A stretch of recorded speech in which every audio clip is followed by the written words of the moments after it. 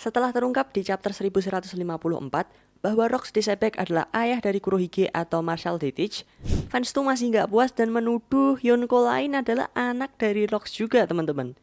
Iya, siapa lagi yang bakal kita omongin kalau bukan Bagi di Clown atau Bagi si Badut. Satu-satunya dari 4 kaisar laut yang belum diketahui asal-usul orang tuanya dan masa lalunya tuh masih jadi misteri. Jadi di video ini kita bakal ngebahas semua bukti yang menghubungkan Rocks Disebek dengan Bagi, seperti rambut, wajah, nama, bounty poster, bahkan sampai kekuatan buah iblis mereka.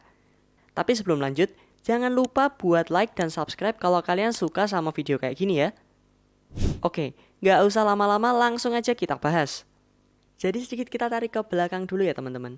Bagi ini tuh mengawali hidupnya sebagai seorang bocil ganggu di kapal Raja Bajak Laut Goldie Roger, bareng sama Akagami no Shanks yang kemudian akhirnya jadi Yonko juga. Akan tetapi, beda sama Shanks yang udah kita ketahui gimana dia bisa ada di krunya Raja Bajak Laut, kita sama sekali belum tahu tentang asal-usulnya Bagi nih. Kebanyakan fans sih tadinya percaya bahwa Bagi juga ditemuin di peti harta karun di God Valley sama kayak Shanks.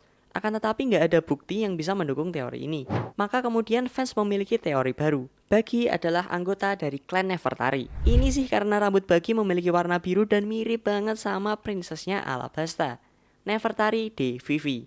Iya, buat kalian yang belum tahu, klan Nefertari sebenarnya juga memiliki huruf D pada namanya sehingga klan ini disorot lagi oleh fans dan diharapkan memiliki peran yang cukup besar dalam perang terakhir melawan Imu. Akan tetapi, lagi-lagi teori ini tuh nggak memiliki bukti yang kuat selain warna rambut Bagi dan Vivi itu sama-sama biru. Maka sekali lagi fans nggak menganggap serius teori ini. Akan tetapi setelah itu malah muncul chapter yang lagi kita bahas ini, chapter 1154. Yang isinya tuh mengungkapkan wajah dari salah satu figur paling legendaris di dunia One Piece teman-teman, yaitu Rocks Disebek. Nah, yang mencengangkan, dalam panel perkenalannya itu ditulisin juga kalau Rocks Disebek ini ternyata adalah ayah dari Yonko Kurohige. Wajah dari Sebek ini emang mirip banget sama Teach sih, makanya fans juga maklum kenapa Oda sekalian ngasih tahu kalau dia ini ayahnya Teach. Ya, orang udah ketebak gitu dari mukanya ya kan? Tapi yang menarik, fans juga menyadari kalau muka Sebek ini mirip sama Yonko berambut biru kesayangan kita semua. Iya, Rocks Disebek wajahnya mirip sama Bagi semisal hidung Rocks itu dikasih tomat. Nah, fans One Piece kemudian pada memunculkan teori baru kalau Rocks Disebek ini memiliki 2 anak dari 2 istri yang berbeda. Sama kayak King Harald lah.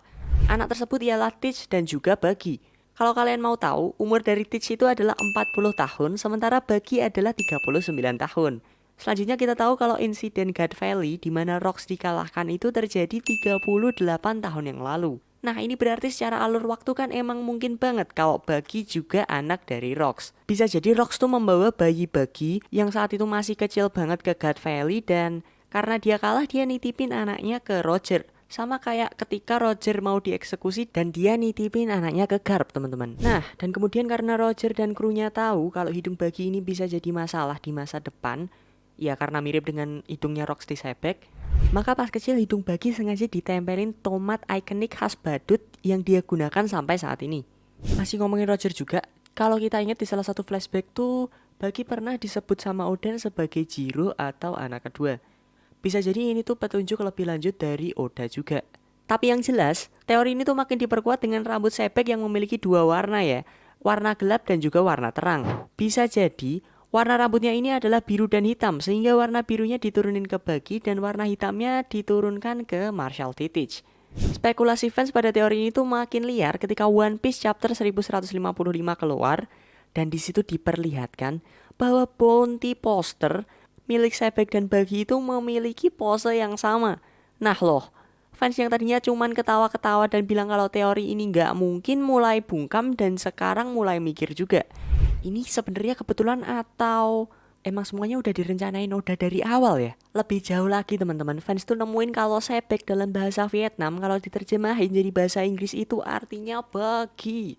Udah deh, nggak mungkin sih kalau ini masih kebetulan juga. Soalnya fans juga nemu bukti lain di sebuah penampakan di salah satu panel di mana pendukung Bagi tuh kelihatan memiliki tato bertuliskan Rocks di lengannya teman-teman.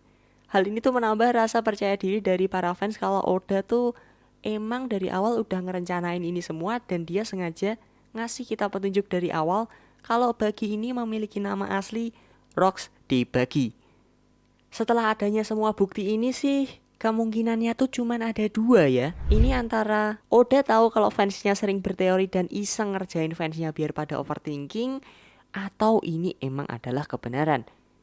Bisa jadi Marshall D. Teach mewarisi kekuatan dan ambisi dari Sebek, sementara Rocks dibagi mewarisi karisma dan keberuntungannya. Akan tetapi ini bukan satu-satunya teori yang ada sih, karena bisa jadi Bagi ini bukan anak kandungnya Sebek dan cuman mewarisi buah iblisnya dan pemikirannya. Nah, jadi sebelumnya Sebek ini juga dicurigai sebagai pemilik kekuatan bara-bara Nomi yang sudah awakening teman-teman. Ini tuh diperlihatkan dari kilas balik ketika Rocks membelah gunung dengan sangat rapi di Elbaf. Fans sebenarnya tadinya curiga sih kalau ini tuh kekuatan dari OP-OP Nomi seperti milik Lau, karena gestur tangan Sebek pada saat itu tuh mirip sama Lau ketika Lau lagi gunain jurusnya.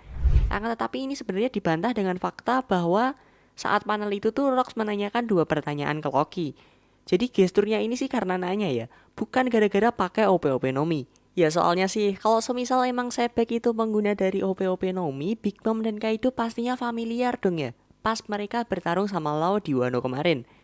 Secara mereka melihat kekuatan dari mantan kaptennya gitu loh.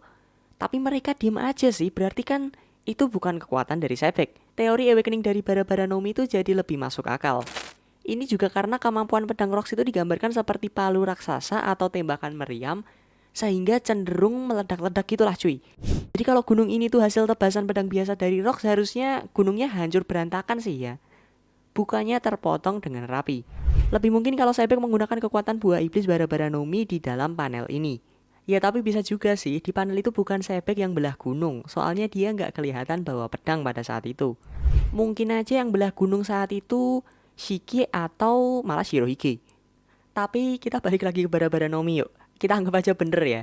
Bisa jadi bara-bara Nomi ini sebenarnya tuh adalah buah iblis mythical Zoan yang juga memiliki pikirannya sendiri. Sehingga buah inilah yang memilih Bagi teman-teman.